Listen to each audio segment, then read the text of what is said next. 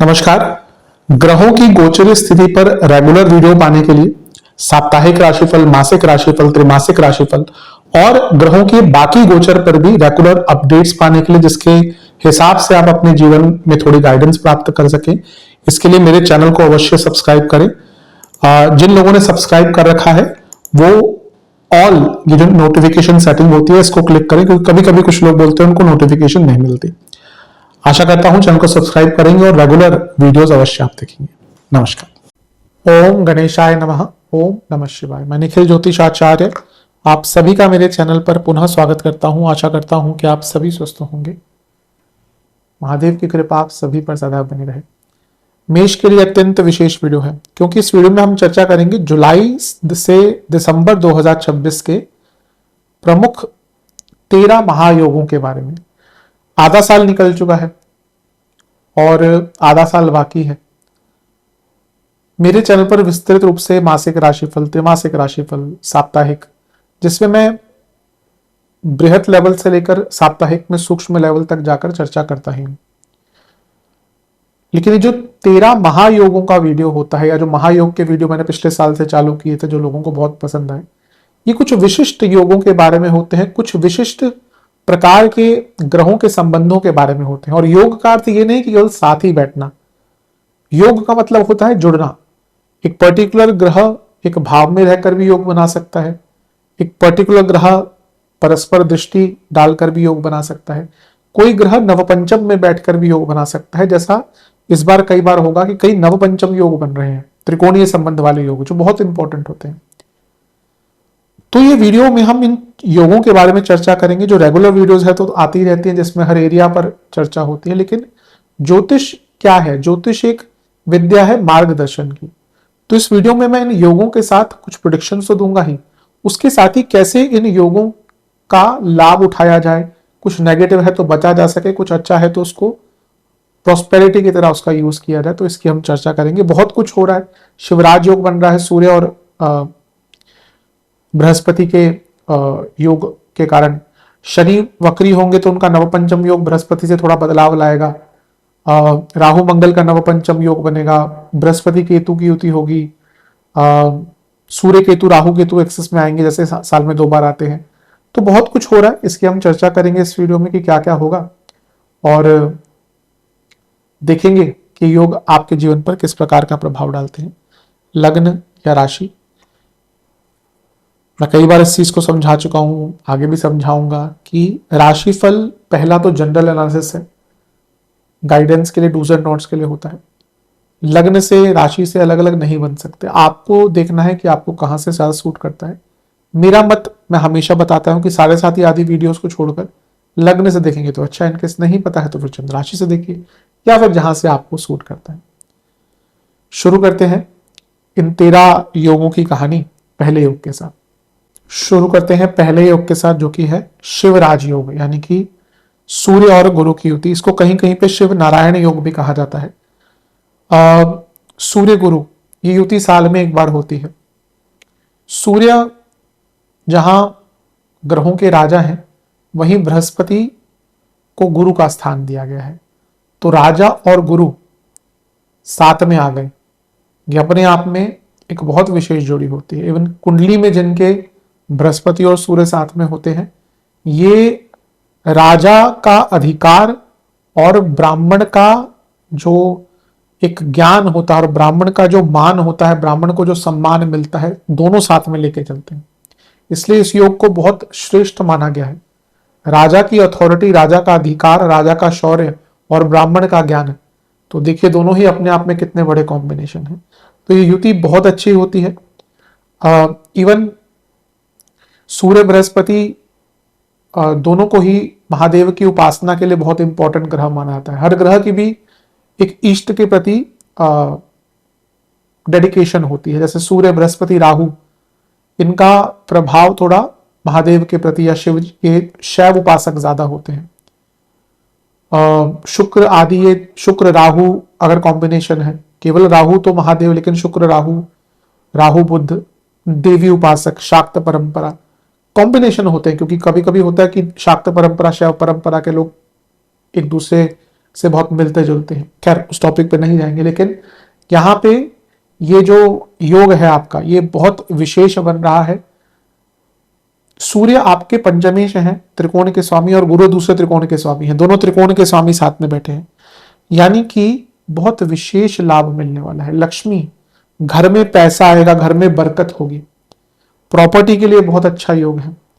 और बृहस्पति आपके 12वें घर के स्वामी भी हैं, यानी कि कोई प्रॉपर्टी पर पैसा लगाना है या प्रॉपर्टी बेचनी है उसके लिए भी अच्छा योग है। और चौथा भाव मोक्ष त्रिकोण है, तो मोक्ष भी मिलेगा, यानी कि मोक्ष क्या मिलना, मोक्ष के प्रति एक जो भाव है वो आपका बढ़ेगा।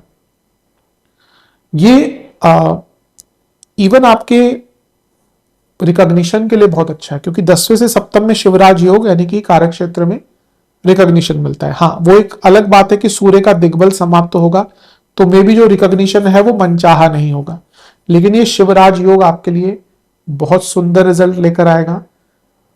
इसमें ध्यान क्या देना है? ध्यान ये देना है कि दोनों ही ये ग्रह ईगो वाले हैं। सूर्य को क्या है कि भाई मैं सबसे श्रेष्ठ हूं। किसी भी व्यक्ति के लग्न में सूर्य है, ही नीड्स स्पेशल ट्रीटमेंट। आप में से किसी के लग्न में अगर सूर्य होगा, आप अगर किसी के घर जाएंगे और आपका सत्कार नहीं होगा तो आप बोलेंगे कि मैं आगे से इस घर में नहीं आऊंगा। या अगर आपके आसपास कोई ऐसा व्यक्ति है जिसके लग्न में सूर्य है या सूर्य प्रधान कुंडली है, आप देखिए अगर उनका आप स्पेशल सत्कार नहीं करते हैं तो वो आपके घर आना छोड़ देंगे। और गुरु भी कहीं ना कहीं ज्ञान का कारक है, लेकिन ये दोनों ही ग्रह अहम बढ़ाते हैं। किसी के लग्न में सूर्य हो, चौथे घर में सूर्य हो, लग्न में सूर्य हो, लग्न में बृहस्पति हो, तो अहम बढ़ता। अब ये कहां पे योग बन रहा है? चौथे घर में। तो घर में क्या होगा? घर में ईगो क्लैशेस होंगे। तो ईगो क्लैशेस से अपने आप को बचाना है।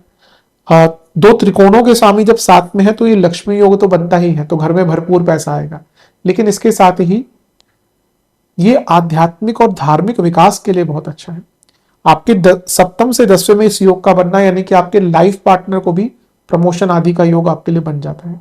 तो ये योग बहुत अच्छा है, और ये दोनों ही ग्रह मिलकर आपके कार्य क्षेत्र को देख रहे हैं, तो करियर में आगे बढ़ने का बहुत योग है। मेरे हिसाब से ये योग आध्यात्मिक और भौतिक दोनों ही सुख आपको प्रदान करके जाएगा। चलते हैं अगले योग की तरफ, जो कि है शनि का वक्र प्रभाव और गुरु से नवपंचम योग। जैसे मैंने कहा था इंट्रो में कि नवपंचम योग बहुत बन रहे हैं। ये कब से कब तक होगा? 27 जुलाई से 31 अक्टूबर। उसके बाद बृहस्पति आगे चले जाएंगे तो ये योग खत्म हो जाएगा। देखिए वक्री शनि पर मैं अभी एक वीडियो लाऊंगा ही अलग से, लेकिन यहां पे ध्यान ये देना है कि ये नवपंचम योग कहां बन रहा है? चौथे और 12वें में। तो ये एक सेंस ऑफ डिटैचमेंट लाएगा, जो कभी कभी बहुत अच्छा होता है। कभी कभी हम ना माया से घिरे रहते हैं, और माया क्या है? जो भी हमारे पास है।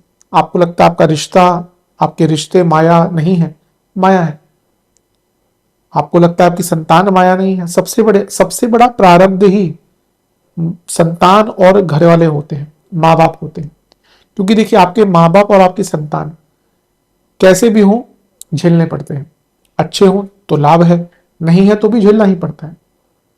ठीक है, कुछ लोग अपने माँ बाप को अलग कर देते हैं, जो कि गलत है, लेकिन कैसे भी हो उनको झेलना ही पड़ता है। अच्छे हो तो वो आपका अच्छा प्रारब्ध है। Same goes with children. अगर आपकी संतान बहुत अच्छी है, बहुत अच्छा प्रारब्ध है, लेकिन अगर आपकी संतान अच्छी नहीं है, आप उनको छोड़ देंगे क्या? नहीं छोड़ सकते। कई बार होता है एक संतान 35-40 की भी हो गई, करियर नहीं सेटल हुआ, फिर भी माँ बाप प्रयत्न करते हैं आखिरी दम तक कि भैया कुछ कर जाए बच्चा। प्रारब्ध। ज्योतिष को समझना है तो प्रारब्ध को समझे बिना ज्योतिष नहीं समझ सकते। इसलिए मैं हमेशा कहता हूं कि ज्योतिष कोई अलादीन का चिराग नहीं है, क्योंकि लोगों में समझ ही नहीं है कि ज्योतिष क्या है। ज्योतिष तो जीवन को समझने की कला है कि भाई ये मेरे को दुख भोगना है तो भोगना ही है। हाँ, उपाय करने से उसकी इंटेंसिटी ऊपर और नीचे हो सकती है, पर प्रारब्ध नहीं बदला जा सकता। इसलिए समय अनुसार कार्य करने की कला ही ज्योतिष है। कि भाई ज्योतिष के पास जाइए, वो आपको बताएगा भाई ये आधा महीना या आधा साल अच्छा नहीं है, इसमें मत पंगे लीजिए। अब वो भी उसके बाद भी आप करते हैं तो वो आपका कर्म है। क्योंकि कई बार मैंने ऐसा देखा है, मैं कई बार लोगों को बोलता हूं कि आधा साल ना थोड़ा अच्छा नहीं है, रुक जाओ, पंडित जी कोई उपाय बता दीजिए। मैंने कहा मैं तो नहीं, मैं तो ये कहूंगा वेट करिए, और अभी यहाँ पे कोई उपाय नहीं है। अच्छा, फिर गए किसी और के पास, अरे आपका तो बहुत अच्छा टाइम हो जाएगा, आप ये 1.5 लाख रुपए का पुखराज पहन लीजिए। वहां पे अब 1.5 लाख भी गए, 6 महीने कुछ भी नहीं बना, फिर मेरे पास आएंगे। आपने कहा तो सही था, वेट कर लेता तो मेरा नुकसान बच जाता। क्या कह सकते हैं, क्योंकि आज ज्योतिष केवल उपाय का एक माध्यम बन गया कि ये उपाय वो उपाय उपाय, अरे उपाय होते हैं, लेकिन जब आप ज्योतिष के सिद्धांत को ही नहीं समझेंगे तो क्या उपाय। तो यहां पे आपको क्या समझना है, यहां पे आपको यह समझना है कि थोड़ा थोड़ा करके डिटैचमेंट की तरफ जाइए। किसी में इतना लीन मत हो जाइए, किसी में इतना समर्पित मत हो जाइए कि आप अपने आप को ही भूल जाएं। तो ये वो समय है जहां पे आपको थोड़ा फॉर योर ओन गुड लोगों से डिटैच्ड होना पड़ेगा, वरना प्रॉब्लम क्रिएट होगी। आप देखेंगे ये टाइम थोड़ा, अगर आप अपने आप को डिटैच नहीं रख पाए, आपके जीवन में पर्सनल लेवल पर, इमोशनल लेवल पर बहुत प्रॉब्लम्स आ सकती हैं। शनि वक्री होने जो 10वें घर के स्वामी हैं, इस पीरियड में हो सकता है कि आपका डिपार्टमेंटल चेंज भी हो जाए कार्य क्षेत्र में। तो जैसा मैं बाकी वीडियोस में उस पर चर्चा करूंगा ही, लेकिन कि जैसा मैंने कहा एक ब्रॉडर टर्म में प्रिडिक्शन है, तो यहाँ पे थोड़ा सेंस ऑफ डिटैचमेंट लाइएगा, कभी कभी अच्छा होता है। चलते हैं अगले योग की तरफ, जो कि है राहु और मंगल का नव पंचम योग। मंगल आपके तीसरे घर में आ जाएंगे, यानी कि मिथुन राशि में। तो राहु की उन पे दृष्टि भी होगी और ये नव पंचम योग भी होता है। मैं हमेशा क्या कहता हूं, एक त्रिकोणीय संबंध ग्रहों का बहुत बलशाली होता है। एक ग्रह अगर एक दूसरे से त्रिकोण में बैठा है तो प्रभाव डालता ही है। मंगल तीसरे घर के, सबसे बड़ी बात, बहुत अच्छा योग। मैं हमेशा कहता हूं, मेरे हिसाब से, मेरा इंडिविजुअल जो मत है, सबसे अच्छी पोजीशन अगर मंगल की कोई है तो तीसरा भाव है। ठीक है, कहीं कहीं इसको कहीं क्या कारको भाव होना शायद दोषी भाई बहनों के लिए हो सकता है, पर बाकी एरियाज में तीसरे घर का मंगल श्रेष्ठतम, मेरे हिसाब से सबसे अच्छी पोजीशन। ऊपर से वो लग्नेश है, ऊपर से राहु की दृष्टि है। ये टाइम है इच्छाओं की पूर्ति का। आपकी कई इच्छाएं जो है वो यहां पे पूर्ण होना शुरू हो जाएंगी। जिनके लिए आपने परिश्रम किया था, मेहनत करी थी, वो इच्छाएं धीरे धीरे करके आपकी पूर्ण होंगी। राहु जो है वो आपके शनि की राशि में है। शनि राहु जिसकी राशि में होते हैं, कहीं ना कहीं ये ग्रह उन ग्रहों का भी संबंध या उन ग्रहों का प्रभाव भी अपने अंदर ले आते हैं, राहु और केतु। तो ये मंगल तीसरे घर में है, लग्नेश है, राहु का प्रभाव और 12वें घर में बैठे शनि का प्रभाव भी इनडायरेक्टली आ रहा है। तो यहां पे एक विदेश यात्रा भी दिख रही है, वैकेशन भी दिख रहा है, और क्योंकि 12वां घर इन पिक्चर इनडायरेक्टली आ रहा है, और तीसरा भाव क्या है आपका, शॉर्ट जर्नीज का, और नवम भाव लॉन्ग जर्नीज और आध्यात्मिक जर्नीज। तो हो सकता है इस कालखंड में 20 अगस्त से 18 अक्टूबर आप अचानक से किसी धार्मिक स्थल या किसी विदेश की यात्रा में जाएं। अब विदेश की यात्रा तो कौन अचानक से करता है, पर हाँ कभी कभी करनी भी पड़ती है, पर यूजुअली तो लोग प्लान वे में जाते हैं। तो इस टाइम में अगर आप विदेश की यात्रा ढूंढ रहे हैं, विचार कर रहे हैं, तो ये टाइम अच्छा है प्लानिंग के लिए। तो ये योग बहुत श्रेष्ठ है। तीसरा 11वां घर आपके इच्छाओं की पूर्ति के साथ साथ आपको स्किलफुली एनहेंस भी करता है, कि व्यक्ति को ये लगता है कि हाँ मुझे अपने आप को बेटर करना है, तो कुछ नया सीखना भी शुरू करता है। और क्योंकि ये त्रिकोणीय संबंध 3, 7, 11 का काम त्रिकोण का है, तो कुछ लोगों का नया रिलेशनशिप भी यहां पे स्टार्ट होता है। बस ये है कि राहु और मंगल एक बहुत सस्टेन रिलेशनशिप देने वाले ग्रह नहीं है, क्योंकि ये मंगल थोड़ा फिजिकल और सेक्सुअल इंटेंसिटी वाला रिलेशनशिप देते हैं, जहां पे फिजिकल अट्रैक्शन और सेक्सुअल का जो कंपैटिबिलिटी होती है, वो इंटेंसिटी बहुत अच्छी लगती है शुरू में। और राहु डिल्यूजन कि ये मेरा या ये मेरी।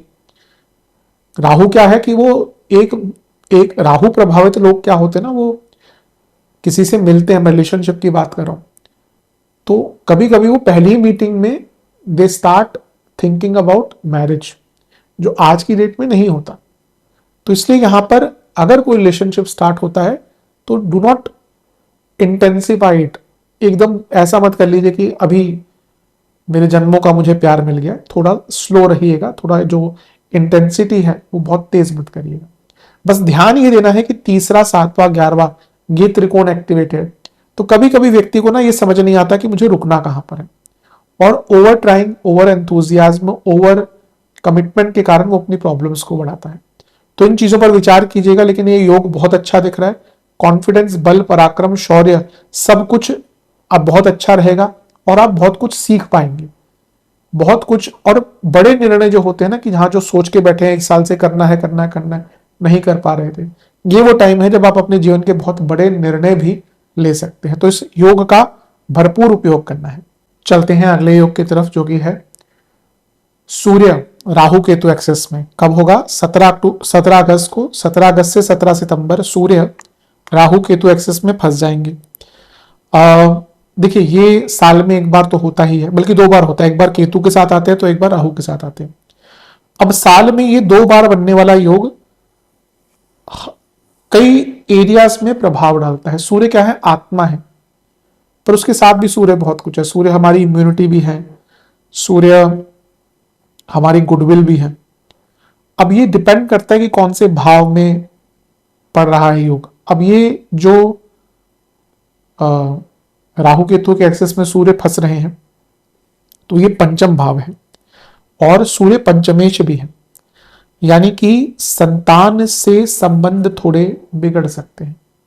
अगर आपकी संतान है, या अगर आप अपने लिए देख रहे हैं तो आपके अपने में माता पिता से भी कह सकता हूँ, सूर्य पिता के कारक है। तो ये ऐसा टाइम है जहां पे आपके अपने परिवार वालों से थोड़े संबंध, स्पेशली अपने माता पिता से, या अगर आपकी संतान है तो आपके अपने संतान से, ज्यादा ये इम्पैक्ट अपनी संतान की सेहत, संतान के संबंध पर ही करेगा। जो महिलाएं इस समय गर्भवती होंगी, उनको बहुत अटेंटिव रहना है, ध्यान देना है, किसी भी चीज को नजरअंदाज नहीं करना है। और सबसे महत्वपूर्ण चीज यह है कि रिलेशनशिप में प्रॉब्लम्स आ सकती हैं। सूर्य केतु दोनों ही विच्छेदीकरण यानी कि सेपरेटर्स, और पंचम, ये साफ दिखा रहा है कि टाइम ऐसा है जहां पर सडन सेपरेशन रिलेशनशिप में हो सकता है। तो थोड़ा अटेंटिव रहें, थोड़ा ध्यान दें। मेरे हिसाब से पंचम में सूर्य केतु जो रिसर्च बेस्ड स्टूडेंट्स होते हैं उनके लिए बहुत अच्छा रहता है, और अपनी सोच को बदलने के लिए बहुत अच्छा रहता है। ये ऐसा टाइम है जहां पे आप अपनी सोच को बदल पाएंगे। बहुत श्रेष्ठ आपकी सोच, उच्च दर्जे की सोच आपकी हो सकती है। सूर्य प्रकाश है और केतु सूक्ष्मता है। तो जो सूक्ष्म ज्ञान होता है ना, उसके प्रकाश तक पहुंचने के लिए योग बहुत अच्छा है। लेकिन एक ऐसा टाइम भी होगा जहां पे आपकी सोच लोगों के प्रति भी बहुत बदलेगी। आपके जो सोचने का तरीका है ना, पर्सपेक्टिव जिसको हम कहते हैं, वो ये आप देखिए, आपका हर 6 महीने में पर्सपेक्टिव बदलता है। उसके पीछे कोई और ग्रह नहीं, सूर्य ही होते हैं, क्योंकि हर 6 महीने में वो एक बार केतु के साथ आते हैं तो एक बार राहु के साथ आते हैं। जैसे मैंने कहा ना, आत्मा के कारक हैं। तो जब हम अपने आत्मीय तौर पर थोड़ा बदलाव लाते हैं, आप देखिए, अपना जीवन ऑब्जर्व कीजिए, हर 6 महीने में हमारा पर्सपेक्टिव थोड़ा सा बदलता है। मैं इसको एकदम कोई ड्रास्टिक चेंज नहीं कह रहा, लेकिन हर 6 महीने में कुछ चीजों को लेकर हमारा पर्सपेक्टिव बदलता है।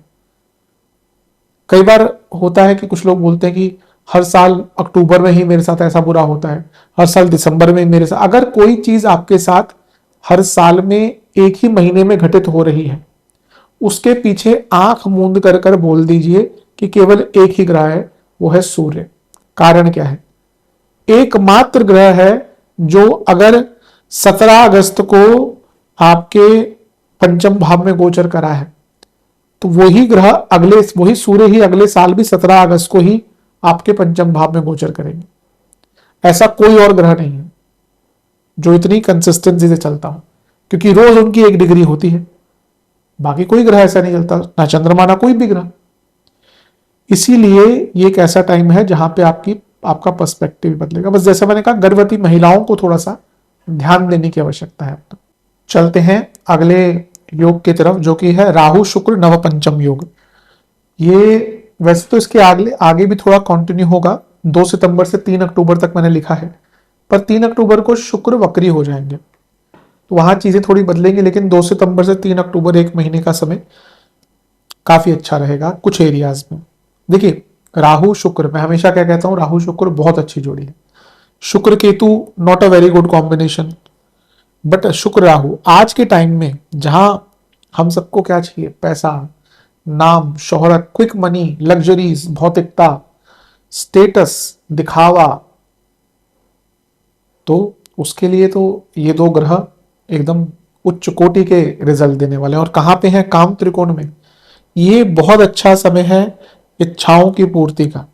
अभी मंगल राहु का भी एक योग बना था और फिर शुक्र का यहाँ पे आना, ये बहुत सुंदर इच्छा पूर्ति योग बना रहा है। इस कालखंड में आपकी कई इच्छाएं पूरी होने वाली हैं।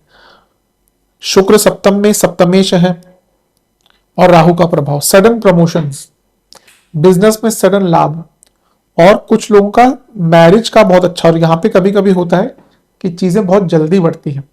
मैं तो हमेशा सबको कहता हूं कि राहु का प्रभाव है, विवाह जल्दी मत कीजिए क्योंकि ऐसा होगा। राहु का गोचर, मैंने तो कई बार ऐसा देखा है कि राहु की अंतर्दशा स्टार्ट हुई और 6 महीने में विवाह हो गया। यकीन मानिए राहु की अंतर्दशा आते खत्म होते होते सिनेरियो बदल गया और with in months after marriage divorce हुए हैं। इसलिए कुछ एरियाज होते हैं जहां पे प्रॉब्लम ये है ना कि लोग मानते नहीं। मैं मुहूर्त क्यों नहीं निकालता, मैं मुहूर्त के लिए मना कर देता हूं लोगों को, क्योंकि पहला तो सब कुछ बुक करने के बाद हमारे पास आते हैं, पंडित जी सब कुछ हो गया, ये डेट मिल गई थी, इसमें से मुहूर्त निकाल के दो।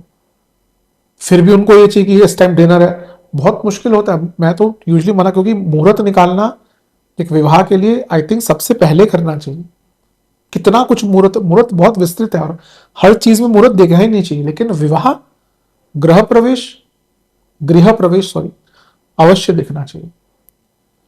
खैर, तो यहां पे राहु शुक्र ये कभी कभी बहुत क्विक मैरिज करवा सकते हैं, लेकिन जल्दबाजी मत पड़ेगा। हाँ, रिश्ता वगैरह मिलने के लिए बहुत अच्छा है। बिजनेस में बहुत बड़ा लाभ हो सकता है कुछ लोगों को। अब यहाँ पे शुक्र देखिए बहुत सुंदर पंच महापुरुष योग बना रहे हैं और लग्न को देख रहे हैं, धनेश है, सप्तमेश है, तो धन संपत्ति सब कुछ प्राप्त होगा। लेकिन ये आपके प्रबल मारक हैं, आपके लिए प्रबल मारक है। जैसे तुला के लिए मंगल प्रबल मारक बन जाते हैं, उनके दूसरे घर के स्वामी, दूसरे वृश्चिक आता है और यहाँ पे सप्तम में मंगल मेष, वैसे ही मेष के लिए शुक्र प्रबल मारक है। तो प्रबल मारक को जब राहु का साथ मिल गया और सप्तम भाव, आपकी इमेज को खराब करने का भरसक प्रयास होगा, झूठे आरोप लगेंगे, फंसाया जाएगा। Be very careful. आप अगर, अब देखिए, अब मैं हमेशा क्या कहता हूँ, राशिफल जनरल है। अब आप कुछ बहुत नॉर्मल सा काम करते हैं तो ना आपको फंसाया जाएगा। पर अगर आप, लेकिन पर्सनल लाइफ में हो सकता है, यहाँ पे हम करियर की केवल बात नहीं कर रहे, पर अगर आप एक श्रेष्ठ पोजीशन पे हैं अपने लाइफ में, उच्चतम पद पे हैं, बहुत केयरफुल रहेगा। क्योंकि ये शुक्र वक्री हो रहे हैं अक्टूबर में, तो यहां पे पैसा वैसा लग्जरी सब मिलेगा, लेकिन नाम खराब करने का प्रयास होगा। मैरिड लाइफ में डिसकंटेंटमेंट, विवाह के योग अलग होते हैं, मैरिड लाइफ की खुशियां अलग होती हैं, और मैरिड लाइफ में थर्ड पार्टी सिचुएशन भी यहां पे हो सकती है। तो ये शुक्र का प्रभाव थोड़ा मिश्रित है। भौतिक सुखों की पराकाष्ठता आपको यहाँ पे प्राप्त हो सकती है, लेकिन वहीं जीवन का बैलेंस थोड़ा सा बिगड़ेगा। चलते हैं अगले योग की तरफ, जो कि है गुरु मंगल नीच भंग राजयोग। बहुत श्रेष्ठ, मैं इसको पहले भी एक दो बार मेंशन कर चुका हूं, आई थिंक ईयरली में मेंशन किया था, अभी त्रिमासिक का बना है तो उसमें भी मेंशन किया था। वर्षों में बनने वाला योग है, वर्षों में, क्योंकि ऐसा योग जहां पर मंगल का नीच भंग हो रहा है। मंगल का नीच भंग, अगर मंगल 1.5-2 साल में एक बार जब नीच के होते हैं तो उनका नीच भंग चंद्रमा से तो होगा ही, लेकिन गुरु से तो 12 वर्षों में एक बार होगा। बहुत श्रेष्ठ योग है। अब चौथे घर में नीच भंग, प्रॉपर्टी का कोई मामला फंसा हुआ था आपका या आपके परिवार का, बहुत आराम से सॉल्व हो सकता है। मंगल अष्टमेश है, 12वें घर के स्वामी के साथ नीच भंग। कभी कभी पैतृक संपत्ति के मामले फंस जाते हैं, और यकीन मानिए मैं ऐसे केसेस देख चुका हूं जहां पे पीढ़ियां बीत गई हैं, सॉल्व नहीं हुआ। ये वो टाइम है जब आपका पैतृक संपत्ति का मामला सॉल्व हो सकता है। और 12वें घर के स्वामी बृहस्पति, यानी कि अगर आप अपनी कोई पैतृक संपत्ति बेचना चाहते हैं, अब कई लोग हैं विदेश में सेटल हो गए, गांव में पड़ी है बीघा बीघा जमीन, अब कभी देखिए, मेरा ये मानना है कि हाँ, कुछ ना कुछ तो आपकी पैतृक जगह पर आपकी जमीन बचनी चाहिए। आप कहीं पर भी निवास कर लें, क्योंकि ये शास्त्रों में भी वर्णित है, हमारी परंपरा भी है कि कुछ ना कुछ होना चाहिए। और आपका जो पैतृक स्थान है ना, वो बहुत इंपॉर्टेंट होता है, उसको कभी छोड़ना मतलब कि एकदम भुलाना नहीं चाहिए। आपके ग्राम देवता वहीं पर है, आपके कुल देवता कुल देवी वहीं पर स्थापित है, तो कहीं ना कहीं उस स्थान को नहीं छोड़ना चाहिए। कई लोगों को पता नहीं होता, लेकिन उनके ग्राम के देवता होते हैं, ग्राम देवता अलग होते हैं, कुल देवता अलग होते हैं। जब आप अनुष्ठान में बैठेंगे तो पंडित जी बोलेंगे, ओम कुल देवताभ्यो नमः, ओम ग्राम देवताभ्यो नमः, ओम इष्ट देवताभ्यो नमः। तो ग्राम देवता अलग होते हैं। तो इसलिए आपकी अगर कोई पैतृक जगह है, उसको कभी मत मतलब कि कुछ ना कुछ अपना अंश रखिए। मैंने ये भी देखा है, कुछ लोग अपने गांव की पूरी जमीन बेच देते हैं, उनका डाउनफॉल होता है। कुछ ना कुछ रखिए और अपने पैतृक स्थान से कुछ ना कुछ संबंध बना बरकरार रखिए। ये मेरा एक ओपिनियन है, बाकी तो आपके ऊपर। लेकिन अगर आप अपनी पैतृक संपत्ति बेचना चाहते हैं, और इवन अगर आप, क्योंकि मंगल का प्रभाव है, आप अपनी पैतृक संपत्ति पर कुछ बनाना चाहते हैं। अभी क्या हो रहा है, लोगों ने ले लिए करोड़ों करोड़ों के घर, बेंगलोर में ले लिए, गुड़गांव में ले लिए, नोएडा में ले लिए, पुणे तो खैर फिर भी काफी ग्रीन है। लेकिन अब लोगों को ना बहुत, जो उन डब्बों में फंसे हुए हैं, भले आपने कितने करोड़ों के घर लिए हो, लेकिन एक प्रकार से तो इट्स अ कॉन्क्रीट जंगल ना। लोगों को फिर क्या याद आता है, अरे खुलापन, आकाश, अच्छी जलवायु, अच्छा विदाउट पोल्यूशन। खैर आजकल तो आप पहाड़ों में चले जाइए, क्योंकि पोल्यूशन हमारी कंट्री में इतना हो चुका कि वहां पे भी पहुंच ही जाता है, लेकिन फिर भी बहुत बेटर है। तो अगर आप अपने के लिए किसी पैतृक जगह पे अपना कुछ घर या अपना कुछ काम भी सेटअप करना चाहते हैं, कई लोग सोचते हैं चलो थोड़ा रिमोट काम हो जाए कि कुछ टाइम अपने शहर में रहें, कुछ टाइम गांव में रहें, होता बहुत मुश्किल है। लेकिन अगर करना चाहें तो अवश्य ये टाइम बहुत अच्छा है उसके लिए। और यहां से दोनों ग्रह 10वें घर को देख रहे हैं, और मंगल अष्टमेश है और नीच भंग जॉब चेंज करने के लिए, और 12वें घर के स्वामी है बृहस्पति, तो विदेश में जॉब प्राप्त करने के लिए बहुत अच्छा योग है। लेकिन ये नीच भंग बन रहा है, तो इसका कुछ तो विशेष प्रभाव होगा। अगर आपके फैमिली में कोई बहुत पुराना इशू चल रहा था, मैं ये प्रॉपर्टी की बात भी कह रहा हूं, अदरवाइज भी उसको सॉल्व करने का मौका मिलेगा ही। लेकिन यहां पर मुझे लग रहा है कि धन का बहुत बड़ा लाभ आपको या आपके फैमिली में किसी को, और करियर में सडन चेंज विद जॉब, मतलब कि जॉब चेंज से आपको बहुत बड़ा कुछ लाभ मिलने वाला है। Sudden job change which will bring immense prosperity for you. तो ये नीच भंग बहुत विशेष है, इसका उपयोग कीजिएगा। जब वो समय आएगा, अभी तो बहुत दूर है, तो मेरा पूरा प्रयास रहेगा कि इस पर अलग से वीडियो बनाऊं। लेकिन नीच भंग बहुत अच्छा है, अपने जीवन की प्रॉब्लम से निकलने का यहाँ पे बहुत रास्ता आपको प्राप्त होगा। चलते हैं अगले योग की तरफ, जो कि है 7वां योग। 3 अक्टूबर से 6 नवंबर शुक्र वक्री राहु की दृष्टि। अब जो मैंने बात करी थी कि शुक्र वक्री होने वाले हैं तो अलग रिजल्ट देंगे, तो 3 अक्टूबर को शुक्र वक्री हो जाएंगे और 6 नवंबर को वो पीछे गिर जाएंगे, पतित हो जाएंगे। हाँ, मेरे हिसाब से पतित, हाँ होंगे पतित। तो राहु का प्रभाव है। अब यही योग जो बहुत अच्छा था, कभी कभी क्या होता है ना कि लोग ये नहीं समझते, क्योंकि लोग सिर्फ अच्छा ही सुनना चाहते हैं कि भाई ज्योतिष मतलब कि प्रॉब्लम सॉल्व, ज्योतिष मतलब मार्गदर्शन। एक ग्रह आपको एक जगह पर बैठकर शायद बहुत अच्छा रिजल्ट दे दे, लेकिन वो किसी एक एरिया में जहां अच्छा देगा वहीं दूसरे एरिया में बहुत खराब भी दे सकता है। 4थे घर में वक्री शनि, बिगेस्ट ऑफ करियर, घर से स्नेह नहीं मिलता, घर वालों से लगाव नहीं रहता, माताजी कभी कभी बहुत तबीयत खराब होती है, माताजी से स्नेह नहीं मिलता।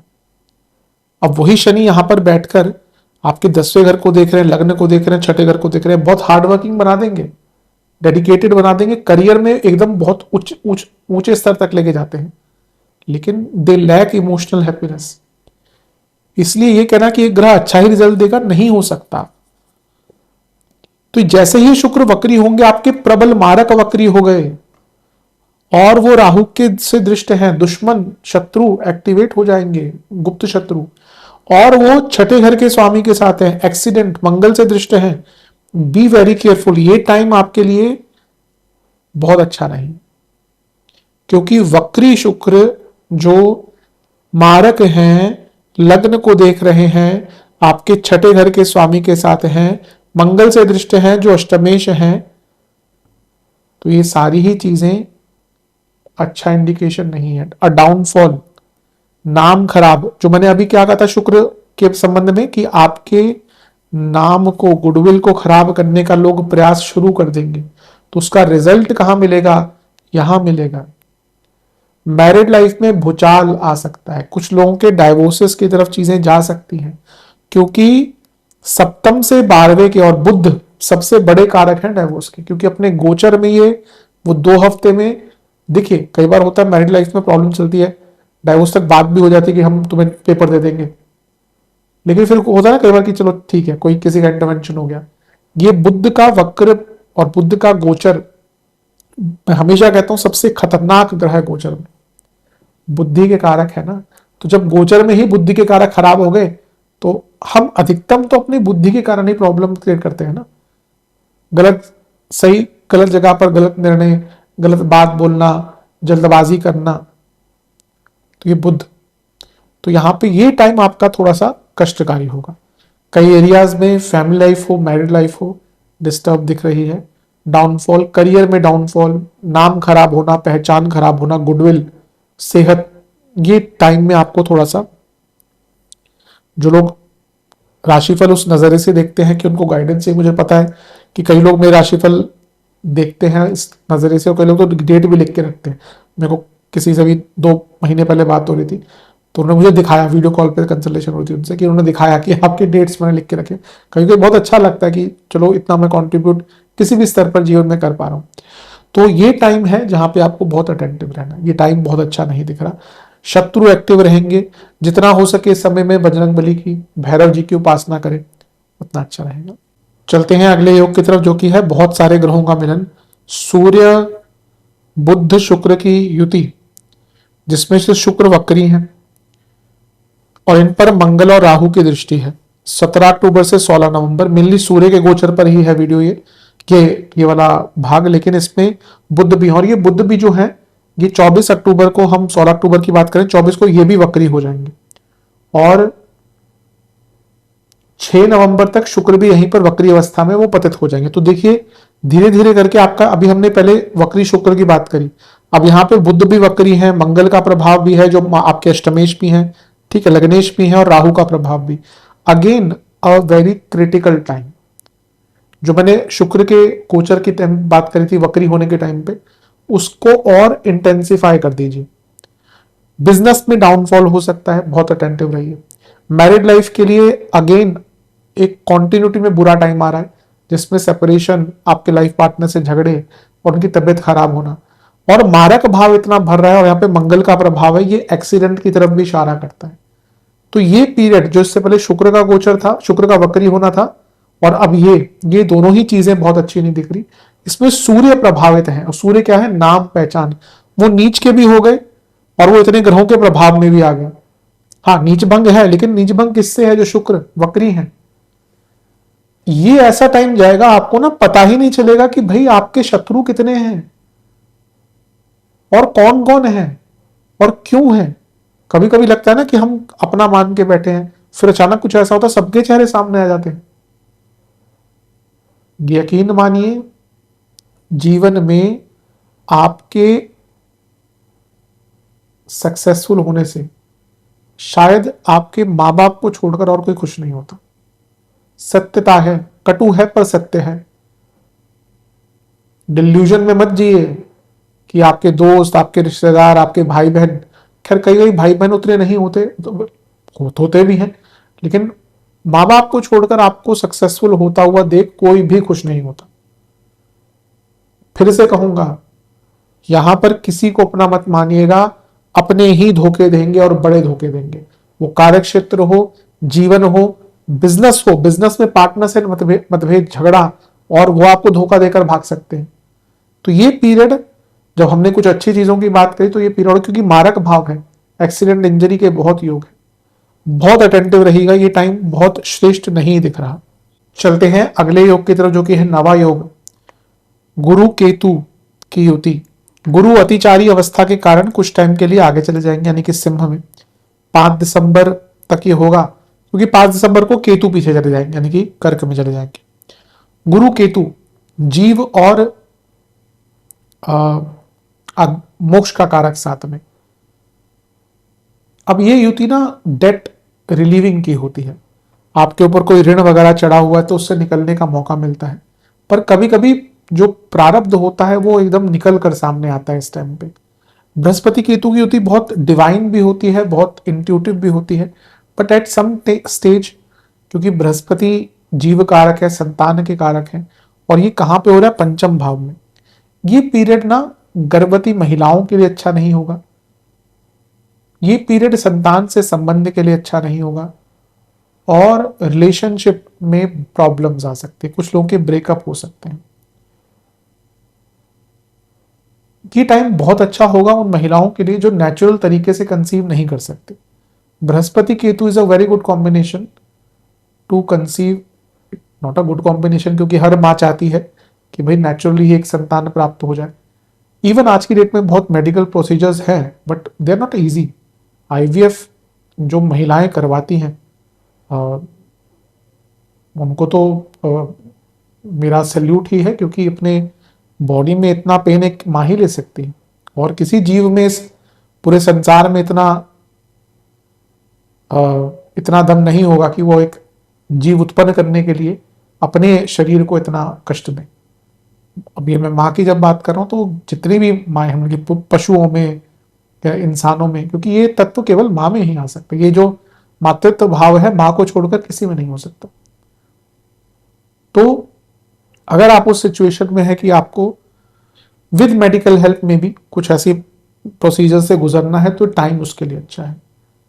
इस टाइम में कोई ऋण मत लीजिएगा फालतू का, लेकिन ये एक बहुत ही स्ट्रांग, क्योंकि देखिए केतु कहां पे आने वाले हैं, केतु जब चौथे घर में आने वाले हैं उससे पहले उनकी युति हो रही है 12वें घर के स्वामी के साथ। ये बंधन मुक्त का योग है। कौन सा बंधन? जो माया के बंधन में हम बंध के रहते हैं ना, ये मेरा, वो मुझे अपना मानता है, कोई किसी को अपना नहीं मानता। प्यार मोहब्बत ये एक इमोशंस हैं, जब हम इनमें फंसे पड़े होते हैं ना तो हमें लगता है यही सब कुछ है। पर जब तक आपके जीवन में अध्यात्म नहीं है, आपके जीवन में मानवता नहीं है, कुछ नहीं है। मैं ये नहीं कह रहा कि सब कुछ भूल कर बैठ जाए, क्योंकि जब तक आप भोगेंगे नहीं तब तक आप योग की तरफ नहीं बढ़ सकते। हर चीज का भोग लेना चाहिए, तभी आपको समझ आएगा कि इनमें कुछ नहीं रखा। तो ये वो टाइम है जब आपने अपने आप को जिन बंधनों में, आपके कई लोगों से शायद रिश्ते यहां पे खराब होंगे, पर एक प्रकार से वो अच्छा है ताकि आप उस मोह के बंधन से अपने आप को निकाल सकें और आगे बढ़ सके। आध्यात्मिक जर्नी स्टूडेंट्स के लिए बहुत अच्छा है, पर लव लाइफ पर इसका नेगेटिव इंपैक्ट पड़ सकता है। चलते हैं अगले योग की तरफ जो कि है 10वां योग, शुक्र पतित। अब जिस शुक्र की हमने बात करी थी वो वक्री हुए, फिर इतने ग्रहों के साथ उनकी युति हुई, बुध भी उनके साथ वक्री हुए, वो पतित हो जाएंगे 6 नवंबर को और पिछली राशि में गिर जाएंगे, 16 नवंबर तक वक्री रहेंगे।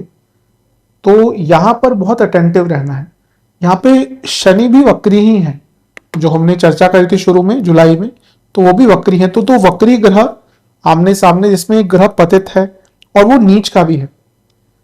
कॉन्टिन्यूसली मैरिड लाइफ के लिए प्रॉब्लम है, कॉन्टिन्यूसली बिजनेस के लिए प्रॉब्लम है, कॉन्टिन्यूसली इमेज के लिए प्रॉब्लम है। आई थिंक मैं कहूंगा आपको कि जो वर्ष का अंतिम कुछ भाग है ना, अक्टूबर नवंबर, यहां पे थोड़ा अटेंटिव रहिए, स्पेशली अक्टूबर नवंबर जहां से शुक्र की अवस्था थोड़ी बिगड़ी है, क्योंकि पहले वो वक्री हुए, फिर ग्रहों के साथ युति, फिर पतित हो गए।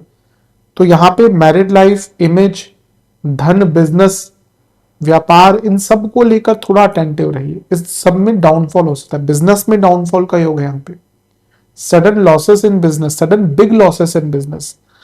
सप्तमेश पतित हुए पिछले भाव में और वक्री शनि से दृष्ट है, यानी कि काम बनना रुक जाएंगे आपके, आपको मैन्युफैक्चरिंग लॉस हो सकता है बिजनेस में, और कार्य क्षेत्र में तो टॉक्सिक वर्क एनवायरनमेंट, आपके शत्रु यहां पे बढ़ना शुरू हो जाएंगे। तो ये शुक्र जो है ना थोड़ा सा आपका खेल खराब कर रहे हैं, इस साल के अंतिम भाग में, उनसे थोड़ा बच के रहिएगा। चलते हैं अगले योग की तरफ, जो कि है अंगारक योग और गुरु। अंगारक योग क्या होता है? मंगल राहु या केतु के साथ। तो मंगल का गोचर होगा 12 नवंबर को, और अब वो पूरे इस वर्ष यहीं पे रहेंगे, अगले वर्ष ही उनका गोचर होगा।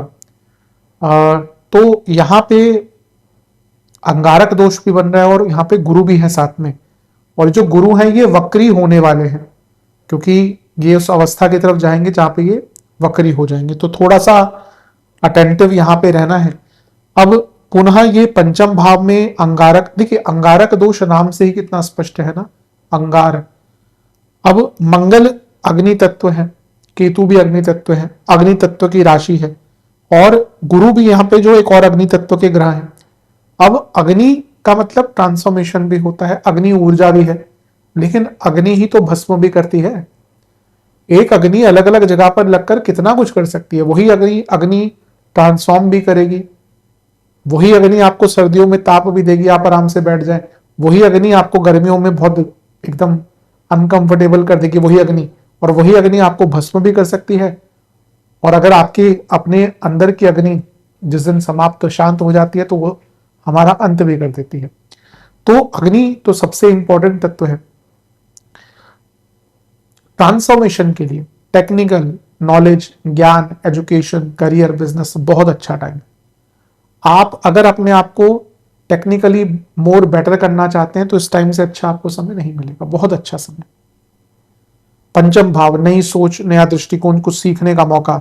बृहस्पति केतु, सूक्ष्म ज्ञान, मंगल इंप्लीमेंट करने की पावर, मंगल अष्टमी है, रिसर्च की पावर, मंत्र साधना, बहुत अच्छा टाइम है।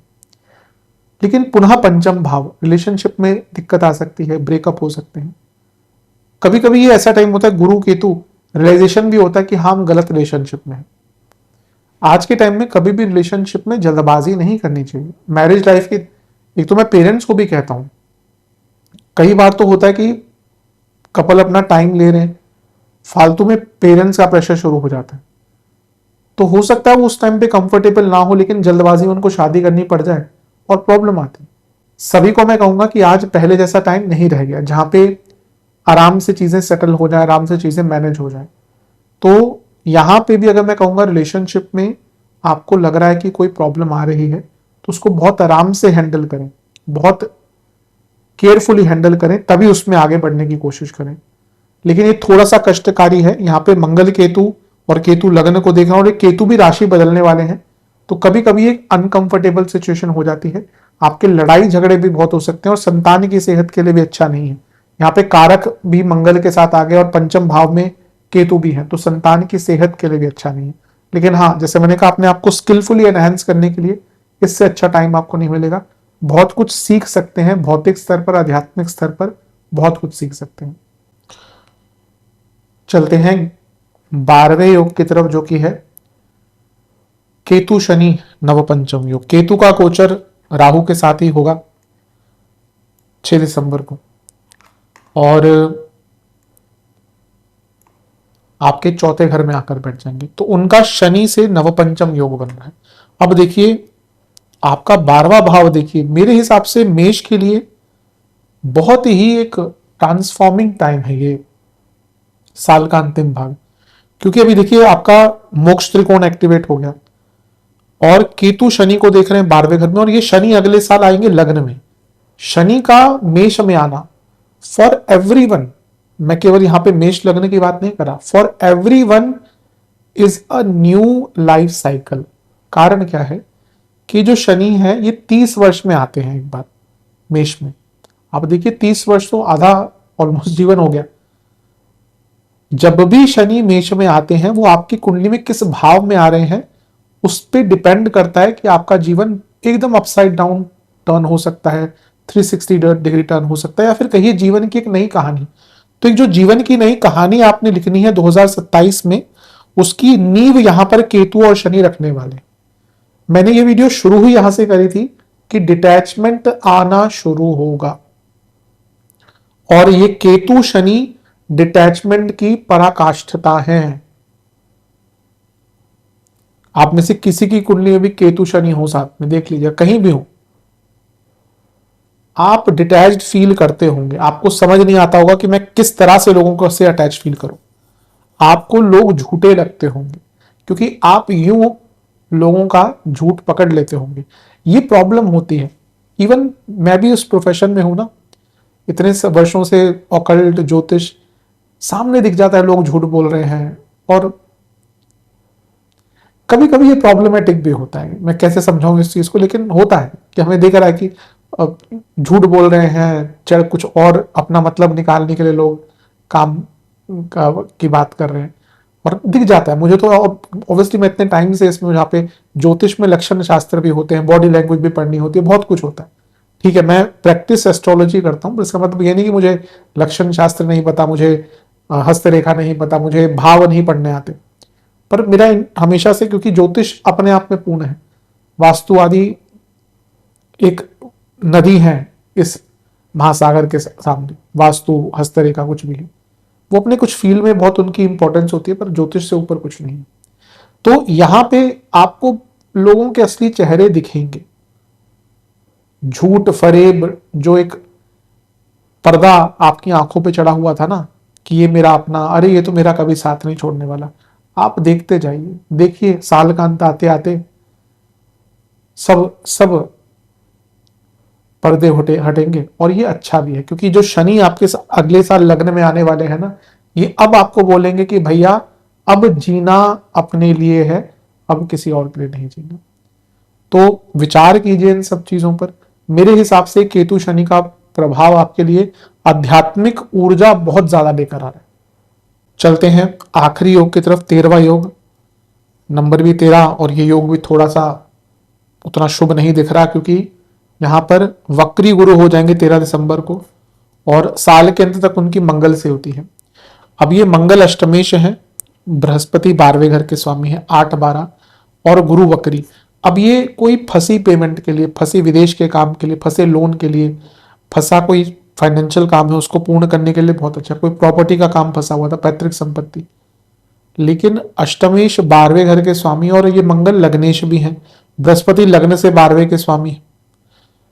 ये सारी ही चीजें इंडिकेट करिए कि महीने के, साल के अंत में इंजरीज और सेहत पर बुरा प्रभाव पड़ सकता है। गुस्सा बहुत रहेगा, लेकिन ये गुरु वक्री होकर और बली हो गए। इन्होंने स्थान भी बदला हुआ है, क्योंकि वैसे तो इनको कर्क में होना चाहिए था, इन्होंने स्थान भी बदला हुआ और यहां पे वक्री भी हो गए और बली भी हो गए। तो अच्छी चीज यह है कि भाग्य स्थान के स्वामी लग्नेश के साथ जब वक्री होकर बैठ गए, तो कई ऐसे मौके जो आपको नहीं मिले थे वो साल का अंतिम भाग देकर जा सकता है, स्पेशली फाइनेंशियल टर्म्स में। सप्तम से 11वां है तो बिजनेस के टर्म में, 10वें से अष्टम है तो जॉब में कुछ बड़ा चेंज, और जैसे मैंने कहा पैसों के लिए बहुत अच्छा है। लेकिन अपनी सेहत का ध्यान दें, अपने मानसिक सेहत का ध्यान दें। और ये महीने, साल का अंतिम भाग किसी गुरु के द्वारा कोई साधना सीखने का भी बहुत अति उत्तम समय है। पुनः गर्भवती महिलाओं को यहां पे ध्यान देना है। गुरु मंगल एक ऐसी जोड़ी है जो ज्ञान और उसका इंप्लीमेंटेशन पर भी जोर देती है, तो यहां पे आपने जो सीखा है उसका लाभ भी उठा पाएंगे। और इन दोनों का 11वें घर को देखना, वर्ष के अंत में भी आपकी कोई बड़ी इच्छा पूरी होती हुई दिख रही है। तो मोरलेस अगर मैं समअप करूं इस 6 महीने को, आपकी इच्छाएं बहुत पूरी होंगी, लेकिन कुछ जो 1-2 युतियां हैं, 1-2 योग है जो अच्छे नहीं दिख रहे, उनका ध्यान दीजिएगा। तो ये थे वो 13 महायोग जो 6 महीने के कालखंड में प्रभावित करेंगे। आशा करता हूं वीडियो काम आएगा। चैनल पर नए सब्सक्राइब कीजिए, वीडियो को लाइक कीजिए। मिलता हूं अगली वीडियो में, तब तक के लिए ओम नमः शिवाय।